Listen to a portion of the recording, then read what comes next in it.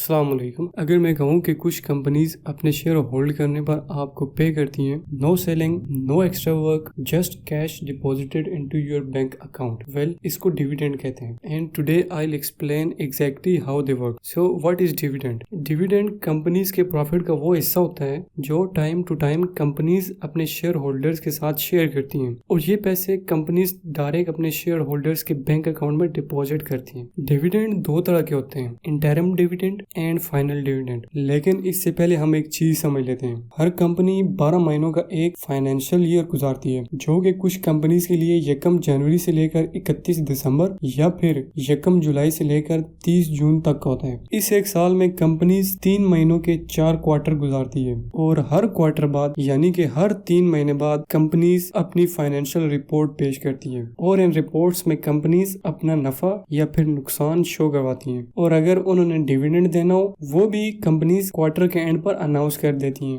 जो डिविडेंड पहले 3 क्वार्टर का अनाउंस होगा उसको इंटरिम डिविडेंड कहते हैं। इंटरिम डिविडेंड कंपनीज अनाउंस करने के बाद कैंसिल भी कर सकती हैं। साल खत्म होने के बाद जो डिविडेंड एनुअल जनरल मीटिंग में अनाउंस किया जाता है उसको फाइनल डिविडेंड कहते हैं। लेकिन फाइनल डिविडेंड अनाउंस करने के बाद कंपनीज कैंसिल नहीं कर सकती, और वो शेयर होल्डर्स को देना ही पड़ेगा। कंपनीज डिविडेंड अपने शेयर होल्डर्स को दो तरह से देती हैं। नंबर 1 कैश डिविडेंड, यानी कि पैसे डायरेक्ट आपके अकाउंट में डिपॉजिट कर दिए जाएं। नंबर 2 स्टॉक डिविडेंड, मतलब कि पैसों के बजाय आपको मजीद शेयर दे दिए जाएं। एज एन इन्वेस्टर्स आपके लिए कुछ टर्म्स जानना जरूरी है, जिनमें पहले नंबर पर है डिविडेंड यील्ड। ये आपके इन्वेस्टेड पैसों की वो परसेंटेज होती है जो कंपनीज डिविडेंड की सूरत में आपको वापस देती है। फॉर एग्जांपल, एक कंपनी का शेयर है 100 रुपए का, और आपने एक शेयर बाय किया हुआ है, तो आपकी 100 रुपए की इन्वेस्टमेंट है। उस 100 रुपए से कंपनी कारोबार करती है, और कंपनी 20 रुपए का प्रॉफिट अर्न करती है। उस 20 रुपए के प्रॉफिट में से कंपनी 10 रुपए डिविडेंड की सूरत में आपको देती है। तो जब आप अपने इन्वेस्टेड पैसों के साथ इसकी परसेंटेज निकालेंगे तो इसी को डिविडेंड यील्ड कहते हैं। मतलब ये कि आपने 100 रुपए इन्वेस्ट किए हुए हैं और उसके बदले में कंपनी ने आपको 10 रुपए वापस किए हैं, तो ये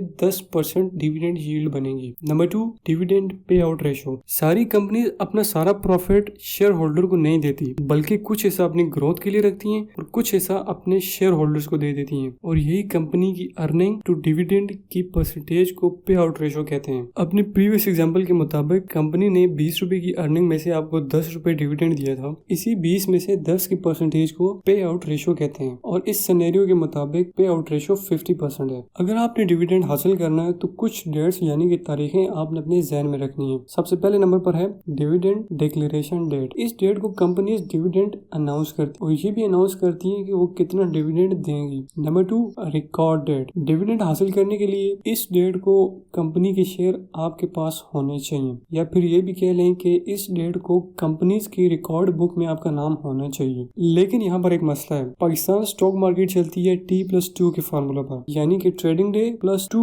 वर्किंग डे के बाद वो शेयर्स आपके अकाउंट में आते हैं। इसीलिए यहाँ पर एक और डेट आती है एक्स डिविडेंड डेट। अगर आप इस डेट से पहले शेयर्स बाई करते हैं, तब जाकर रिकॉर्ड डेट पर कंपनीज के रिकॉर्ड में आपका नाम आएगा और आपको डिविडेंड मिलेगा। लास्ट हमारे पास आती है डिविडेंड पे आउट डेट। इस डेट को डिविडेंड शेयर होल्डर्स के अकाउंट में डिपॉजिट कर दिया जाता है। ये रेशो और डेट्स आप कहां से देख सकते हैं, ये मैं अगली वीडियो में बताऊंगा।